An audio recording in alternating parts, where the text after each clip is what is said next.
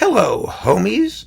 This is Dave Hurwitz, executive editor at ClassicsToday.com, here to talk about a perfectly wretched new recording of the Missa Solemnis, featuring René Jacob and the Freiburger Barockorchester and the RAIS Kammerchor Berlin, which is a wonderful choir. There's no question about that.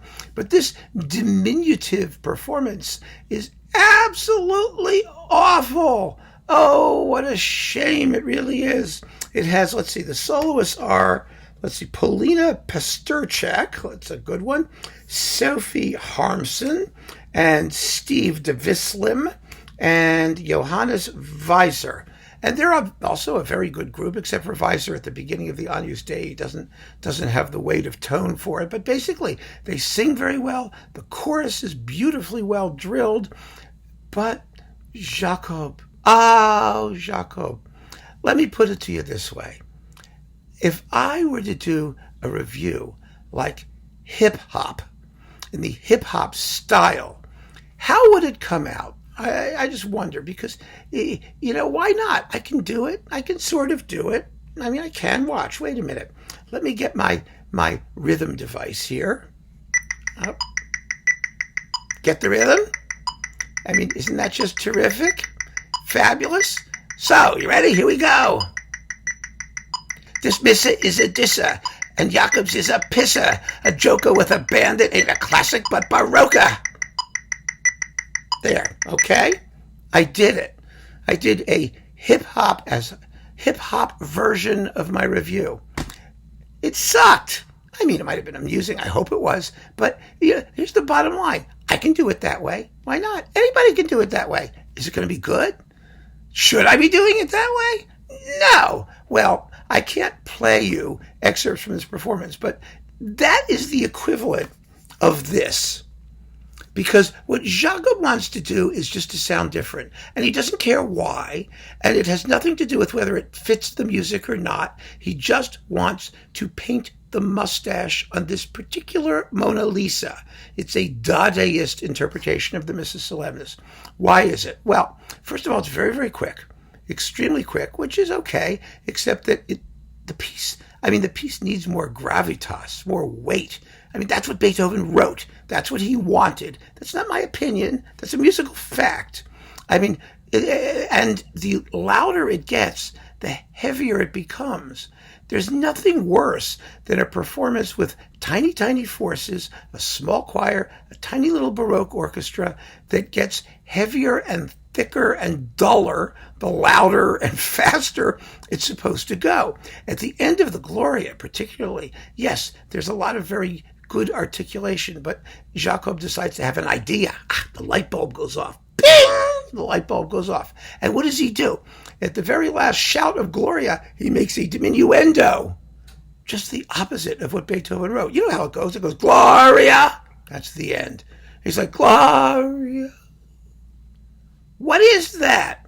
It's just pointlessly stupid. The credo goes zipping along, and the big moments, the Et Incarnatus and the Crucifixus, they just go for nothing. He just whips along right through them. And then we get to the Sanctus and the Benedictus. Oh my God.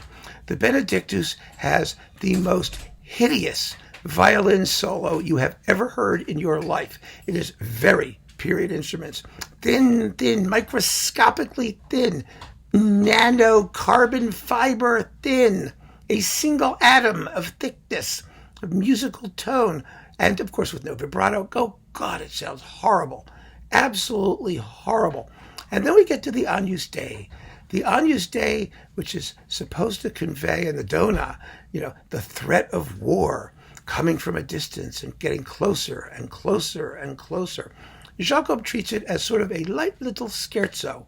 It's a joke. He actually says in the ridiculous interview, which is just full of total bullshit, that as usual with these things when artists talk, which is always a mistake, they should talk less and play more and play better. And he's just, God. He treats it with such lightness and frivolity. And it's a shock. It's terrible. Now, I mean, he misses an obvious point. You may have thought about this listening to the work.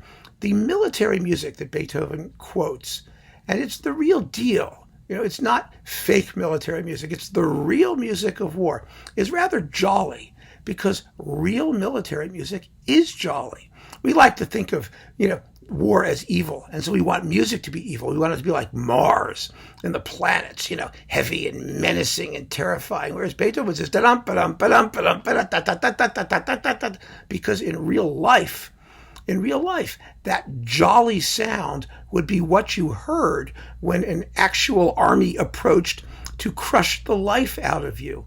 And there is definitely a tragic irony in Beethoven's setting, in the reaction of the chorus, screaming, Agnus Dei, have mercy on us, miserere nobis, because of that weird, happy, strangely ironic sound.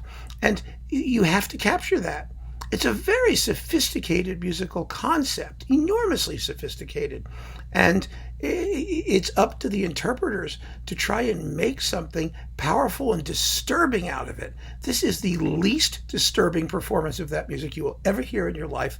And it completely destroys, in my opinion, the performance, the tenor of the performance, and shows that Jacob is only serious about doing his own different thing. What any of that has to do with Beethoven is completely irrelevant, frankly. I mean, I would call this a CD from hell, except that, the chorus is great, the soloists are mostly terrific. It's a fully realized conception. I have to give him props for that. But that conception isn't Beethoven's. It's the hip-hop conception of the Missa Solemnis. And, well, you can do a hip-hop conception of the Missa Solemnis. You'd have to do it awfully well to pull it off.